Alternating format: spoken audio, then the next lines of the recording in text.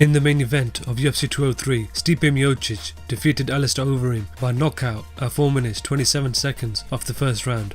In the co-main event of the evening, Fareoh Verdum defeated Travis Browne by a unanimous decision. For the rest of the main card, Mickey Gall submitted CM Punk by a rear naked choke at 2 minutes 14 seconds of the first round. Jimmy Rivera defeated Uriah Faber by a unanimous decision.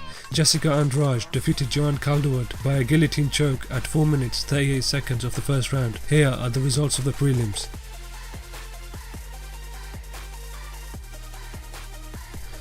A rumoured fight between UFC featherweight champion Conor McGregor and UFC lightweight champion Eddie Alvarez is in the works for the main event of UFC 205. A middleweight bout between Chris Weidman and Yoel Romero is in the works for UFC 205.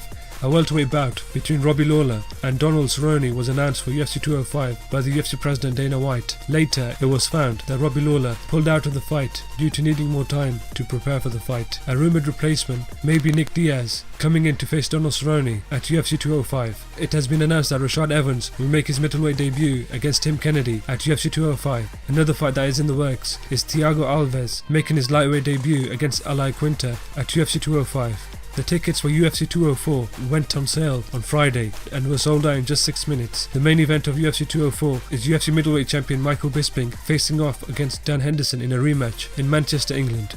Chris Cyborg says she's close to being done cutting 140 pounds and wants to defend her Invicta FC featherweight belt. Luke Rockhold says he won't fight until the money is right. Paige Van Zandt hints her next fight may be at UFC 205 in New York City, and Jim Ehlers and Cody Pfister have been cut from the UFC roster.